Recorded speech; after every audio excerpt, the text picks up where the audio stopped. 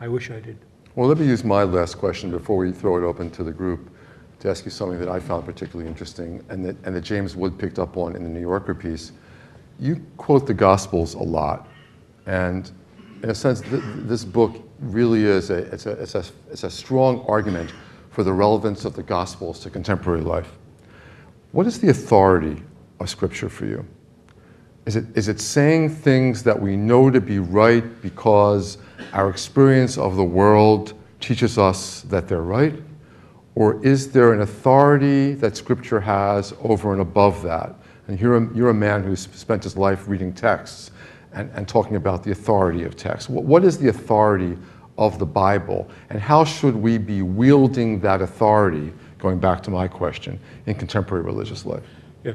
Let me say perhaps first of all that unlike certain strands of postmodernism, I don't have any particular problem with the idea of authority. You know?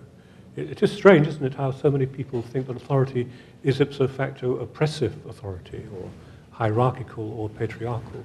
Whereas what about the authority of those who have been involved in political struggle? The authority which speaks out of dearly won experience. Yes? It's rather like the idea of power. You know, liberals don't like the idea of power very much, and neither do postmodernists. Whereas, as far as I'm concerned, I can't get enough of it. You know, mad about the stuff. You know, power is an excellent thing.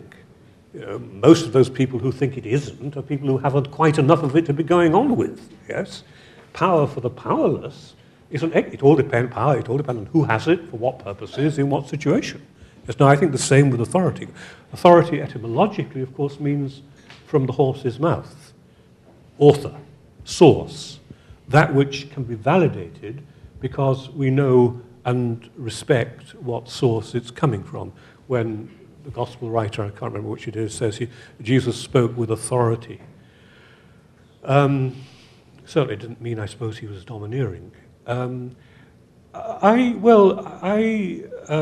find, as in a sense I was just saying before, when I was talking about that paradox in Christianity, if you love, they'll kill you, I find that corresponds enormously to my experience of, such as it is, of history.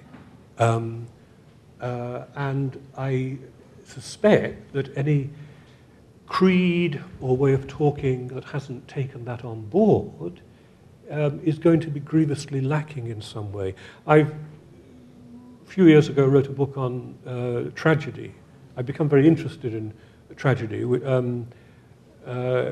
although I've now written so many books, I'm not quite sure when that was, and it even, God help me, the title is A Sweet Violence, it was called, yes.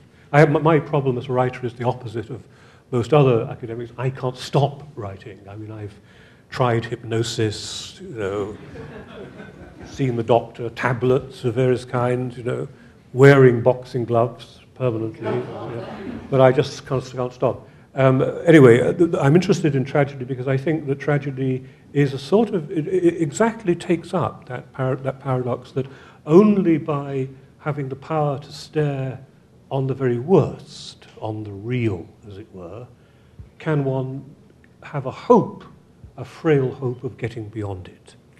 That dialectic, that double movement, I think, characterizes both the New Testament and a great deal of tragedy. And in both cases, one of the linking terms, but we don't have time to speak of this, is the idea of the scapegoat, which is blessed and cursed, which is hope and failure, which is submission and transcendence at the same time.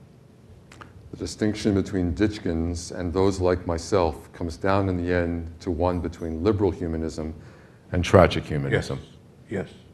I think that's right. I think the disagreement between myself and somebody like Dawkins is not over evolution or even over God, I don't think. It's over a view of the world, which may be relevant to God and evolution. And that is that I think that Dawkins really, really thinks, you know, in his heart that everything's okay. You know, I can't imagine how anybody could believe that. I think the world doesn't divide so much between left and right.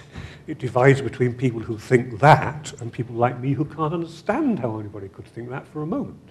You know, Dawkins, in his rather, you know, brisk sort of Victorian progressive way, thinks, of course, there are pockets of horror here and there, but we are steadily en route to mopping them up and, to moving, marching merrily ahead into whatever bright future is behind.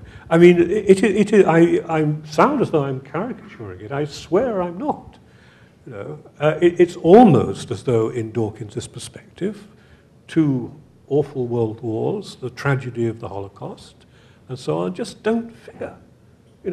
As though we don't have to take thought after those unspeakable events and ask ourselves, what could faith or rationality or knowledge mean after them?